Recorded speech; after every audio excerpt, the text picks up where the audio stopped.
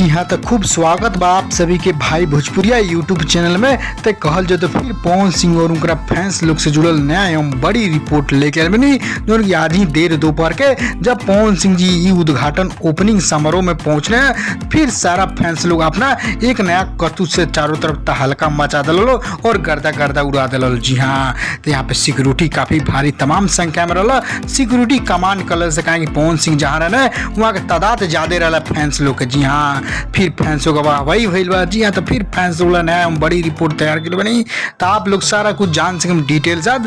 बस पूरा वीडियो अंत तक देखी।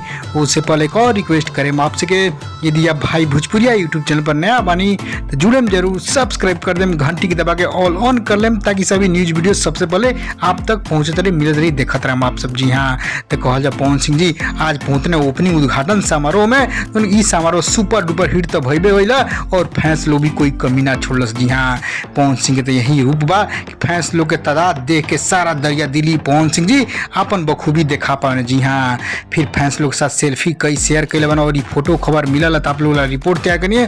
तो कहल ई ओपनिंग उद्घाटन समारोह आखिर कैसा ना जान सकी। जी हाँ, तो विश्वनाथगंज के उम्मीदवार बानी लोकेश गुप्ता जी, उन्हें लोकेश गुप्ता जी के शॉप के ओपनिंग रहा, जिसमें कहल मुख्य अतिथि कहल जाए तो पवन सिंह जी ही रहने और पवन सिंह जी अने मुख्य अतिथि के तौर पे। तो वहाँ पे जम के स्वागत भैला लोकेश गुप्ता जी द्वारा, और स्वागत के साथ फैंस लोग भी जम के स्वागत कैला। और प्रतापगढ़, जी हाँ, विश्वनाथगंज के उम्मीदवार था, लेकिन प्रतापगढ़ जौन बाटे वहाँ पे शूटिंग हो रहा, वहीं पे बाबागंज लोकेशन वहीं कॉलोनी में लोकेश गुप्ता जी की शॉप नया ओपनिंग भैला, जिसमें पवन सिंह जी मुख्य अतिथि रहने। तो फीता कटने और उद्घाटन समारोह खुद संपन्न करने। जी हाँ, तो संपन्न काफी खुशी भैला और खूब जम के स्वागत भैला, खूब तालियों द्वारा पवन सिंह जी के फूल के बरसात भैला। आप लोग ये नया रिपोर्ट बनी खबर कैसे खबर जरूर पता लाइक करें, शेयर करें, सभी फैंस लोग जान।